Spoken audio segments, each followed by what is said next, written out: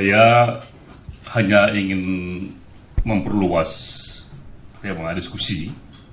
Tadi Pak Bambang menceritakan bahwa bagaimana di Islam Jawa sekarang ini terjadi tren santrinisasi. Itu Pak ya, bahwa yang tadinya itu kategorinya abangan santri priayi, masa kini trennya makin menjadi santrinisasi. Nah, saya ingin memperluas dengan kasus lain.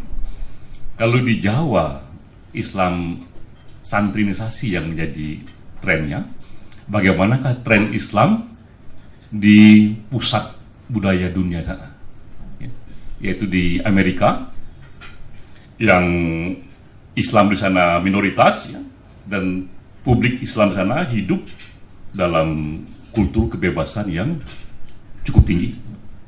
Jadi kalau santrinisasi terjadi pada Islam majority di Jawa, bagaimana dengan Islam yang minoritas di Amerika, yang hidup di alam demokrasi, apa yang sekarang populer di sana itu ya.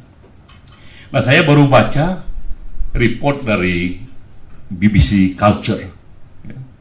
Jadi BBC, dia membuat berita tentang penyair yang sekarang ini paling populer di Amerika. Yang bikin kita kaget, ternyata itu bukan penyair barat ya, bukan T.S. Eliot atau Robert Frost, tapi yang lagi populer sekarang ini adalah Jalaluddin Rumi. Rumi ya, yang lagi populer sekali. Itu bukunya sekarang dicetak sudah jutaan ya. Dan saya juga sempat lihat di YouTube itu dibacakan oleh Madonna ininya, puisinya Rumi ini dibacakan oleh Demi Moore ya. Dan juga dibacakan tak hanya di masjid tapi juga di gereja-gereja Amerika ya. Sehingga itu menjadi fenomena yang menarik. Ini seorang sufi abad yang hidup 800 tahun yang lalu dari tradisi Islam begitu populer sekarang ini di Amerika, mengalahkan penyair-penyair lainnya itu ya. Nah, padahal kalau dari sisi bagaimana publik Amerika melihat organized Islam sebagai agama, itu tingkat kenyamanan publik Amerika itu ada pada titik yang paling rendah. Tidak ada juga riset dari Pew Research untuk melihat, menanyakan Bapak Ibu sekalian, apakah Bapak Ibu nyaman dengan mereka yang beragama ABCDE, yang beragama Protestan, Yahudi, itu yang bikin publik Amerika lebih nyaman ya, 60% lebih mereka nyaman. Di bawah itu Buddha, Hindu, mereka nyaman ya. Di bawah itu lagi adalah kaum ateis, mereka nyaman tapi sudah rendah. Yang paling tidak nyaman itu adalah dengan organized Islam yang terorganisir. Nah, di saat majority publik itu antipati pada Islam yang tampil sebagai organized religion, tapi Islam yang muncul dalam bentuk kisah-kisah sufi Rumi begitu populer, dan bahkan juga di kalangan selebriti ya. Jadi kita lihat di era modern, di era kontemporer, ketika dunia ilmu begitu tinggi, keberagaman begitu tinggi, tren Islam yang paling in di masyarakat itu adalah Islam yang ditampilkan secara universal ya. Jadi moral universal ya, cinta universal ya.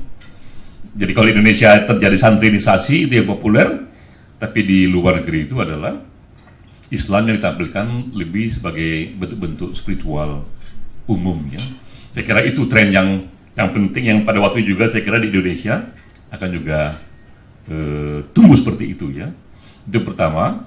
Kedua, tadi yang menarik juga adalah dari Pak Bambang mengenai kualifikasi makom wali itu ya.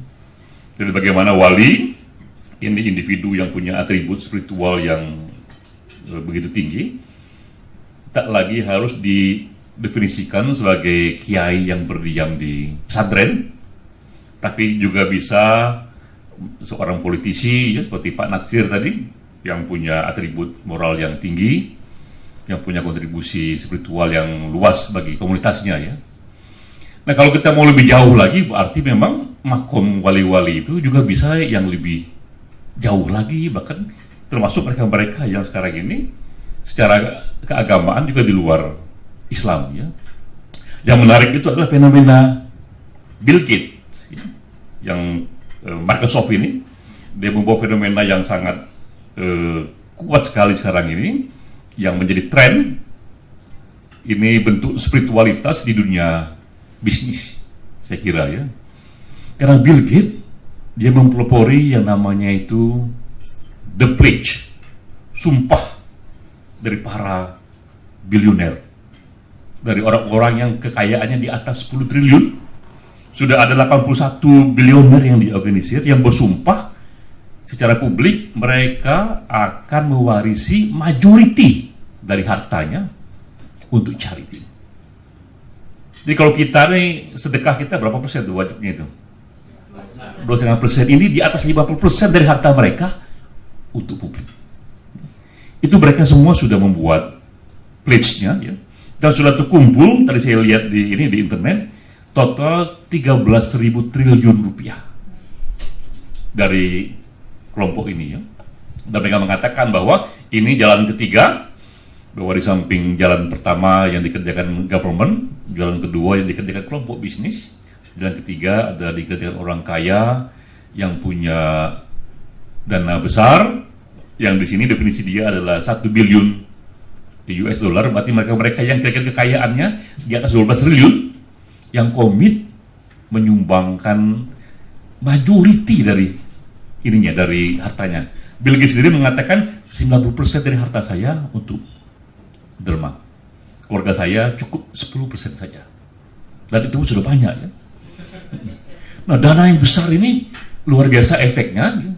Di Afrika itu sudah bisa dia mengurangi angka kematian karena penyakit malaria ya. Jadi di Afrika itu penyakit malaria masih banyak, tapi obat malaria secara komersil tak lagi menguntungkan kalau diproduksi. Jadi pabrik obat tak mau membuat obat malaria karena nggak menguntungkan. Akibatnya banyak yang tidak sembuh oleh sakit malaria. Nah, Bill Gates lah yang kemudian mempelopori dibentuknya pabrik baru dengan dana dia.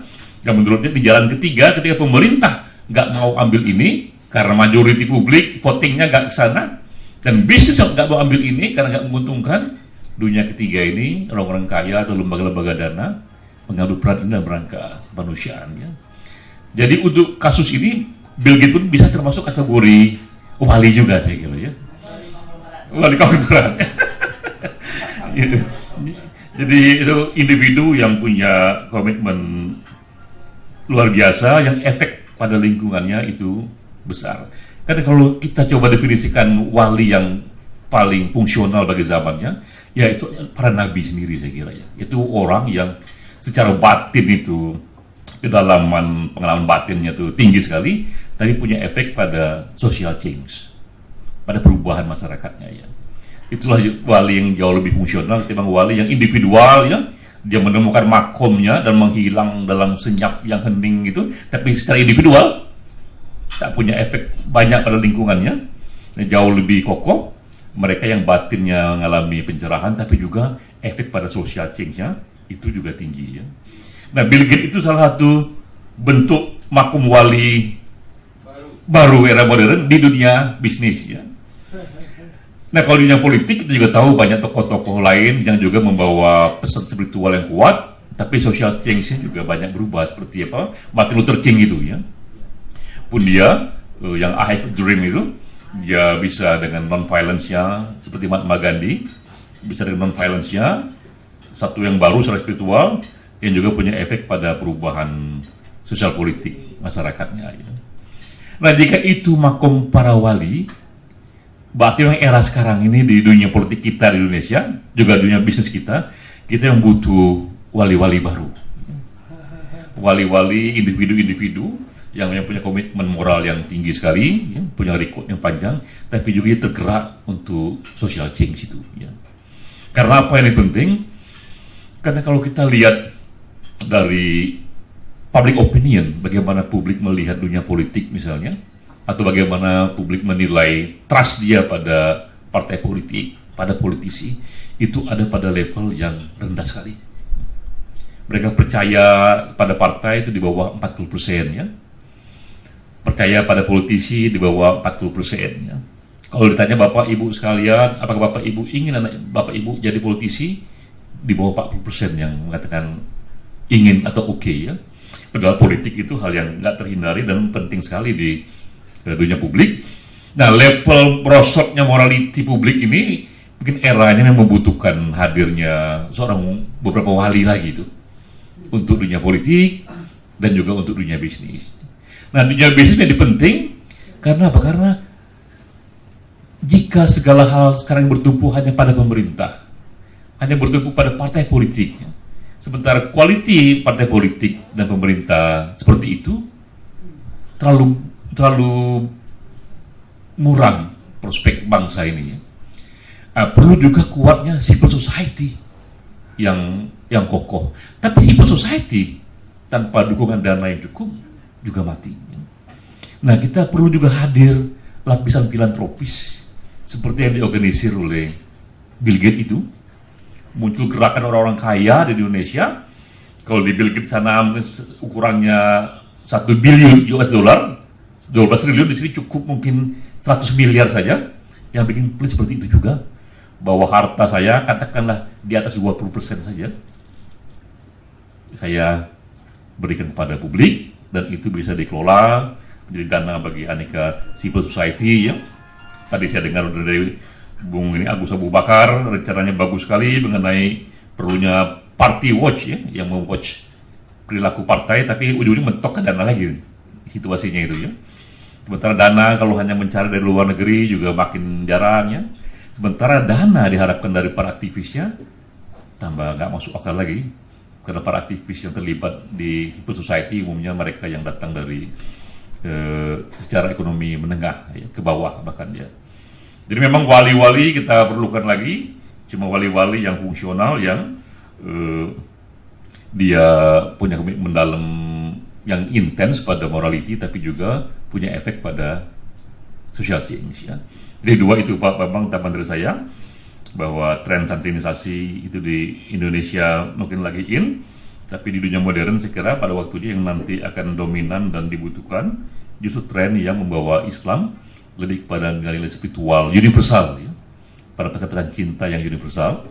Sementara wali-wali yang juga kita butuhkan bukan wali-wali yang dia gaib ininya tapi individual efeknya, tapi wali-wali yang punya efek pada social change itu ya, yang terasa langsung ini kehadirannya bagi sebuah zamannya itu ya. Sekian, wassalamualaikum warahmatullahi wabarakatuh.